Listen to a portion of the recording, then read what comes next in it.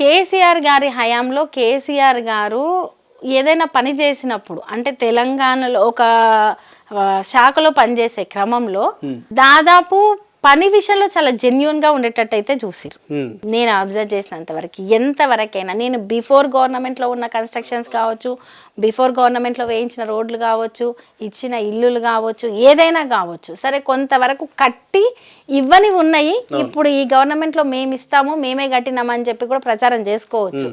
కానీ సాధ్యమైనంత వరకు కరప్షన్ లేకుండా తెలంగాణను మనము అభివృద్ధి చేసుకునే దిశలో చాలా జెన్యున్ గా పనిచేయాలని చేసిన నాయకుల్లో కేసీఆర్ గారు. పని విషయంలో కేసీఆర్ గారు ఇంత జెన్యూనిటీ ప్రదర్శిస్తే తెలంగాణకు ఎందుకు 6 నుంచి 6.5-7 లక్షల కోట్లు అప్పయిందని చెప్పి కాంగ్రెస్ వాదన. ఇప్పుడు ఈ రోజు ఒకటండి, 10 ఏళ్ల కాలంలో 24 గంటల ఉచిత కరెంటును చూసాము. మనం అసెట్స్ కూడా చూసుకోవాలి కదా. 10 ఏళ్ల కాలంలో మనం ఎంత తీసుకున్నాం అప్పు, ఏమేమి అసెట్స్ క్రియేట్ చేసుకున్నాం, తెలంగాణను ఎంత అభివృద్ధి చేసుకున్నాం, మళ్ళీ భవిష్యత్తులో మనకు రిటర్న్ వచ్చేటట్టు ఎట్లా చేసుకున్నాం. ఈ అసెట్స్ అన్ని ఈ రోజు ఇట్లా సరే సెక్రటేరియట్ అంటే వేరు, కానీ ఈ కరెంటుకు సంబంధించిన అసెట్స్ కావచ్చు, వేరే వాటర్కి సంబంధించిన లేకుంటే రైతుల మీద పెట్టిన ఇవన్నీ రిటర్న్ తెలంగాణ ప్రభుత్వానికి వచ్చేవి. అవన్నీ భవిష్యత్తు తెలంగాణకు ఉపయోగపడేవే కదా. ఇప్పుడు నేను ఒక దగ్గర నుంచి అప్పు తీసుకొని ఒక బిల్డింగ్ కడతా, రెంట్లకి ఇస్తా, ఆ రెంట్లతోటి అది తీర్చుకుంటా, మళ్ళీ నాకు పైగా ఈ అసెట్ మిగిలేటట్టు చేసుకుంటా, పైగా ఆ అప్పు తీరిన తర్వాత మిగతా ఆదాయం మొత్తం నాకు వచ్చేటట్టు చూసుకుంటా. పరిపాలన కూడా అంతే కదా. ఈ రోజు మనం మాట్లాడుకుంటే 9 నెలల కాలంలో 90,000 కోట్ల వీళ్ళు చేయలేదంటారా మరి? ఆ లెక్కన అప్పు వీళ్ళు డబల్ త్రిపుల్ కాదు, వాళ్ళ అప్పు లెక్కలు చూస్తే రాష్ట్రం భవిష్యత్తులో తీర్చే వాళ్ళు లేదా భవిష్యత్తు ఆ అప్పు ఎందుకు చేయాల్సి వచ్చిందంటే కేసీఆర్ గారు చేసిన అప్పుకి ఇంట్రెస్ట్ కట్టడానికి మేము అప్పు చేస్తున్నాను వాళ్ళు చెప్పే అబద్ధాలకు అంతే లేదండి. ఈ రోజు కాంగ్రెస్ పార్టీ కావచ్చు, రేవంత్ రెడ్డి గారు చెప్తున్నా ఏం లేదు, వాళ్ళు ఒకటే నమ్ముకుర్రు. ఈ 5 ఏళ్ళు మనం అధికారంలోకి వచ్చినాం, ఈ 5 ఏళ్ల వరకు మనకు ఎవరు ఏం చేసేది లేదు, మనం అధికారంలోంచి దిగిపోయేదైతే ఏం లేదు. కాబట్టి ఎంత వీలైతే అంత నెగిటివ్ గా దుష్ప్రచారం చేయండి. వ్యక్తుల మీద కేసీఆర్ గారిని ఏదంటే అది మాట్లాడి వ్యక్తుల మీద దుష్ప్రచారం చేసి, ఎందుకంటే వీళ్ళ పని విధానం చూపించుకునే సత్తా లేదు. మనకు మన పని విధానం కావచ్చు, మన ప్రభుత్వం సరిగ్గా పనిచేయట్లేదు అనుకుంటే ముందు ప్రభుత్వాన్ని విమర్శించాలి. అది ఏదైనా సరే, అది మంచి అయినా సరే, అది తప్పు అని చెప్పాలి. కానీ కాలం ఊరుకోదు కదా, ప్రజలు ఊరుకోరు కదా, అన్ని గమనిస్తూనే ఉంటారు కదా. 10 నెలల కాలంలో అన్ని తెలుస్తున్నాయి కదా. కానీ అక్క, వ్యక్తిగతంగా ముఖ్యమంత్రి గారి ప్రవర్తన చూసిన తర్వాత నాకు ఒక ప్రశ్న అడగాలనిపించింది మిమ్మల్ని. ఇప్పుడున్న ప్రజాప్రతినిధులలో, ఒక సర్పంచ్ స్థాయి ఉన్న వ్యక్తులలో భాష అనేది చాలా ప్రధానం ఇప్పుడున్న పబ్లిక్ డొమైన్లో. అటువంటిది ముఖ్యమంత్రి స్థాయి వ్యక్తి ఆ రకంగా వరుస పదజాల తోటి దూషించడం, లేదంటే గత ముఖ్యమంత్రి గారిని ఈ రకంగా మాట్లాడడం, తెలంగాణ సమాజం దీన్ని ఎట్లా చూసుకోవచ్చు అంటారు? ఒకటండి, వీళ్ళు చాలా వరకు నేను కొంతమంది కాంగ్రెస్ శ్రేణులతోటి కూడా మాట్లాడితే, కేసీఆర్ గారు కూడా మాట్లాడారు గతంలో, ఇలా మాట్లాడారు. మీరు మనం అనడం కాదు, ప్రజలు గమనిస్తారు. రేవంత్ రెడ్డి గారి భాషా విధానం, రేవంత్ రెడ్డి గారి పరిపాలన, అసమర్థ పాలన అనొచ్చు. సో ఏ రకంగా మాట్లాడుతుండు, అనుక్షణం అవసరం లేదు ఒక పొలిటికల్ ఏదో ఒక సంక్షేమ పథకాన్ని ప్రారంభించే ముందు నువ్వేం చేస్తున్నావు, నీ పనితీరేంది, నువ్వు ప్రజలకు ఏం చేస్తున్నావు అనేది నువ్వు అవసరమైతే చెప్పాలి, చేసి చూపించాలి. అది చేతగానప్పుడు నోటికొచ్చినట్టు మాట్లాడడం, ఇష్టం వచ్చిన బూతులు మాట్లాడడం, పరిపాలన అంటే బూతులతోటే సాగుతుంది అన్నట్టు మాట్లాడడం, రేపు భవిష్యత్తులో వచ్చే నాయకులకు కూడా లేదు ప్రభుత్వం గురించి మాట్లాడినా ఇంకో దాని గురించి మాట్లాడినా బూతులు మాట్లాడితేనే చెల్లుతాయి, ఇట్లా మాట్లాడితేనే ఇదే రాజకీయము, ఇట్లా మాట్లాడే రాజకీయాలు చెయ్యాలి అన్నట్టు భవిష్యత్తు వాళ్ళకి ఇది నేర్పిస్తున్నట్టుంది. రేపు ఇంకొకరు ఏదంటే ముఖ్యమంత్రి గారే మాట్లాడంగలేంది మాకొచ్చింది ఏందండి అని మాట్లాడుతున్నారు. కేసీఆర్ గారు ఏదన్నా మాట్లాడితే చాలా వ్యంగ్యంగా ఉండేది, తెలంగాణ సామెతలతో కూడుకున్నది. అడపా దడప అవతలి వాళ్ళు ఏదన్నా అడ్డుపడితే 1-2 సార్లు అది వ్యంగ్యంగా విమర్శించి అనడం ఉండేది. కానీ రేవంత్ రెడ్డి గారు అవసరం ఉన్నా లేకున్నా, అది వేదిక ఏదైనా, ఇప్పుడు ప్రభుత్వంలోకి వచ్చినాక కూడా ప్రతిపక్షంలో ఉన్నప్పుడు అంటే సరే నడిచింది, ఎట్లా పడితే అట్లా మాట్లాడడము, బూతులు మాట్లాడడము, విమర్శించడం.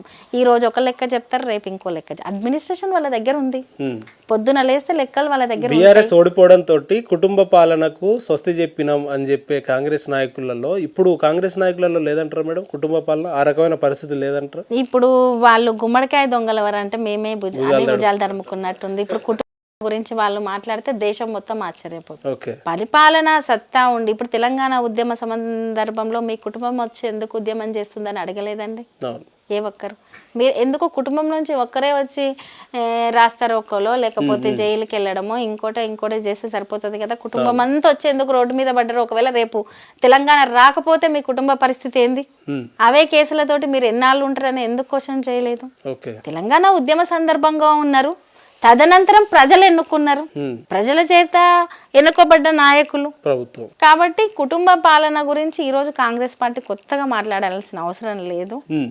దాన్ని విమర్శిస్తే కూడా వాళ్ళకి తగిలినట్టు ఉంటది. సరే, బీఆర్ఎస్ ఓడిపోయిన తర్వాత మీరు కార్పొరేషన్ చైర్మన్ గా తొలగించబడ్డం, లేదంటే ఇంట్లోనే ఉండడం, మీ కార్యక్రమం, మీ వ్యక్తిగత కార్యక్రమంలో మీరు ఉండడంతో రజనీ సాయిచంద్ గారి రాజకీయ జీవితం ఏంటి అని క్వశ్చన్ మార్క్ అని అనుకునే వ్యక్తులకు ఏం చెప్తారు మీరు?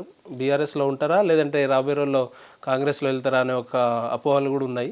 లేదండి, 100% నేను బీఆర్ఎస్లోనే ఉంటాను. నా ప్రజెంట్ గమనము, రేపటి గమ్యము, భవిష్యత్ కార్యాచరణ ఇంకెప్పటికైనా బీఆర్ఎస్ పార్టీలోనే ఉన్నారా? బీఆర్ఎస్ లో విజన్ తోటి కంటే బీఆర్ఎస్ లో పని చేస్తూ ఉన్నాను. ఆ పనే నన్ను విజన్ వైపు నడిపిస్తుంది. అంటే మీకంటూ విజన్ అంటే ఏం పెట్టుకోలేదా? ఖచ్చితంగా నేను డే 1 నుంచి చెప్తూనే ఉన్నాను కదా, నేను ఏ రీజన్ తోటి బయటికి అడుగు పెట్టాను ఏంటి. సాయి చంద్ ఏదైతే అనుకున్నాడో అది చేయడానికే నేను బతికున్నా, అందుకోసమే బయటికి అడుగు పెట్టినా. అదే అంటే విజన్ అదే, కానీ ఆ విజన్ లో నేను ఏ దిశగా పనిచేస్తున్నా అనేది కూడా ఇంపార్టెంటే కదా. ప్రజల పక్షాన పనిచేస్తున్నా. ఇప్పుడు ఒకటండి, ప్రభుత్వంలో వాళ్ళు అన్ని అందిస్తే సంతోషమే. మీరు రుణమాఫీ చేస్తున్నారు అయితే సంతోషమే, కావట్లేదు కాబట్టి క్వశ్చన్ చేస్తున్నాం. మీరు పథకాలు, అన్ని సంక్షేమ పథకాలు, 6 గ్యారెంటీలు చెప్పిర్రు అయితే తెలంగాణ ప్రజల బాగులో ఒక భాగమే కదా, కావట్లేదు కాబట్టి క్వశ్చన్ చేస్తున్నాం. ప్రజల పక్షాన క్వశ్చన్ చేయాల్సిన బాధ్యత మా మీద ఉంది కాబట్టి క్వశ్చన్ చేస్తాం. తొందరలో రజనీ సాయిచంద్ గారు కాంగ్రెస్ కండు కప్పుకోబోతున్నారు, అది ఎట్టి పరిస్థితుల్లో జరగదు. అది ఎట్టి పరిస్థితుల్లో ఎట్టి పరిస్థితుల్లో కంప్లీట్ చేయక ముందే మీరు అది జరగదు, అది అవాస్తవం. కాబట్టి వాస్తవం అని నేను అంటున్నా మేడం, అది ఎంతవరకు ఏ రకంగా వాస్తవం అంటే ముఖ్యమంత్రి గారికి మీకు కుటుంబ సత్సంబంధాలు ఉన్నాయి, ఒక వరుసకు బాబాయ్ కూడా అవుతారు కదా మీకు రేవంత్ రెడ్డి. అవును, సత్సంబంధాలు ఉన్నంత మాత్రాన ఇప్పుడు రాజకీయాలు అవి ఇవి సరే, ఎక్కడో కాడ చిన్న బంధుత్వం ఉన్నంత మాత్రాన బంధువులు చేసేదంతా మంచి అనలేం కదండి. మంచి చెడులు ఉంటాయి. ఆహ్వానం వస్తే వెళ్తారా? ముఖ్యమంత్రి గారు పరిస్థితుల్లో వెళ్ళను, కలిసి పనిచేసే సందర్భం పరిస్థితుల్లో వెళ్ళను. ఇప్పుడు పాలన చూసిన తర్వాత అటువంటి నిర్ణయాలు తీసుకుంటే ప్రజలు ఇంత తెలంగాణ కోసం ఇంత త్యాగం చేసి లేదు తెలంగాణ జీవితం అని చెప్పేసి బతికిన మా కుటుంబ నేపథ్యం. మీరేమో వెళ్ళమంటున్నారు, వెళ్ళాల్సిన పరిస్థితే వస్తే ఆ రకమైన పరిస్థితులు మీ చుట్టుముట్టు ఉంటే, మీ పరిసర ప్రాంతాల్లో వెళ్ళాల్సిన పరిస్థితి వస్తే ఎటువంటి నిర్ణయాలు తీసుకుంటారు? వెళ్ళనండి, ఎట్టి పరిస్థితుల్లో. ఎందుకక్క అంత స్ట్రాంగ్ ఎట్లా చెప్తున్నారు మీరు వెళ్ళను అని? నేను 2 పరిపాలనలు చూశాను కదా, కేసీఆర్ గారి పాలన చూశాను, కేసీఆర్ గారి ఆలోచన విధానం చూశాను, ఇక్కడ రేవంత్ రెడ్డి పాలన 10 నెలల నుంచి చూస్తున్నాను, ప్రజలు పడుతున్న ఇబ్బందులను చూస్తున్నాం. మా దగ్గరికి తెలంగాణ వ్యాప్తంగా ఉమ్మడి పాలమూరు జిల్లాల్లో 14 నియోజకవర్గాలే కాకుండా రాష్ట్ర వ్యాప్తంగా నల్గొండ కావచ్చు, వరంగల్ కావచ్చు, నిజామాబాద్ కావచ్చు, మొన్న ఖమ్మం నుంచి కూడా నేను అక్కడికి వెళ్ళి ఉండకపోవచ్చు, కానీ నాకు ఫోన్లో మాకు సాయికి టచ్ ఉన్న ప్రతి ఒక్కరు మాట్లాడి పరిచయాలు, వాళ్ళకు పార్టీలతో సంబంధం లేని వాళ్ళు కూడా ఉన్నారు. వాళ్ళు పాలన గురించి జెన్యూన్ గా చెప్పే అంశాలు కావచ్చు, ఇప్పుడు ప్రాక్టికల్ గా చూస్తే ఎట్టి పరిస్థితుల్లో కాంగ్రెస్ పాలనలో ప్రజలు, మనకు కావాల్సింది ప్రజల సంతృప్తి. అంటే లక్షల మంది ఓట్లేసి గెలిపించిన ప్రజాప్రతినిధులు ఎమ్మెల్యేలే వెళ్ళిపోతున్నప్పుడు రజనీ గారు వెళ్ళడంలో వెళ్తే ఇబ్బంది ఏముంది, ఆశ్చర్యం ఏముంది? ఇప్పుడు వాళ్ళకుండే ఉపయోగాలు, వాళ్ళకు ఒక హోదా కావాలని పోతున్న వాళ్ళు ఉండొచ్చు, వాళ్ళకు వ్యాపార రీత్యా పోతున్న వాళ్ళు ఉండొచ్చు, సత్సంబంధాలు పోతున్న వాళ్ళు ఉండొచ్చు, స్వార్థంగా మేము రాజకీయము ఏదో రాజకీయం చేయాలి, బిజినెస్లు చేయాలి, లేదు కుటుంబంగా ఏదో బాగుపడాలని వచ్చిన వాళ్ళం. మీకు లేదండి హోదా కావాలి, లేదంటే ఇంటి ముందు ఎస్కార్ట్ వెహికల్స్ ఉండాలి, గన్మెన్స్ ఉండాలి, అట్లా అట్లా హోదా కావాలని లేదు. సాయి అనుకున్న పని చెయ్యడానికి మాత్రం సాయి అనుకున్న ఆశయాన్ని ఒక మెట్టు ఎక్కితే గానీ అది చేయలేమని అయితే ఉంది.